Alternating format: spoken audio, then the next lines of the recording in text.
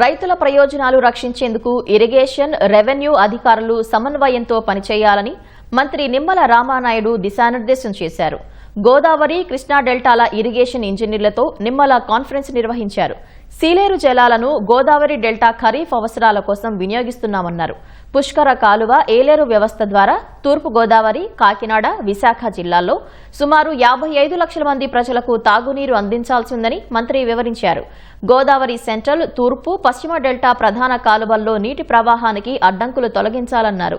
El Niño క్లిష్ట సమయంలో అధికారులు అందుబాటులో ఉండేలా సెలవులు రద్దు చేస్తున్నామన్నారు. వర్షాభావ పరిస్థితులను దృష్టిలో ఉంచుకుని రైతులు ఉన్న నీటిని జాగ్రత్తగా వాడుకోవాలని జలవనరుల శాఖ ఈఎన్సీ నరసింహమూర్తి సూచించారు.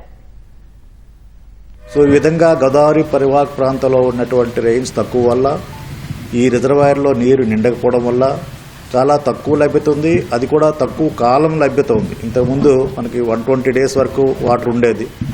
ఇప్పుడు 60-70 డేస్ తగ్గుతుంది. సో తక్కువ కాలము, తక్కువ మోతాదులో వాటర్ ఉండడం వల్ల మనము ఈ నీటి నిర్వహణ చాలా అతి జాగ్రత్తగా చేయాల్సిన అవసరం ఉంది. డెల్టాకు మాత్రం సాగునీరు ఇవ్వడానికి ప్రభుత్వము సంకల్పం తీసుకుంది. మనం 14,700 క్యూసెక్స్ ఇస్తున్నాం. ఇప్పుడు ఒక 10% వరకు ఎత్తులో ఉంటాయి కొద్ది మెరక ప్రాంతాల్లో. అక్కడ ఉన్నటువంటి రైతులకు మాత్రం ఆరుతడి పంటలకు వెళ్లాలనేటువంటిది ప్రభుత్వం సూచిస్తుంది. ఆ విధంగా సహకరిస్తే మనకి క్రింది ప్రాంతం, డెల్టా ప్రాంతం వాళ్ళకి ఈ సాగునీరు వెళ్తుంది.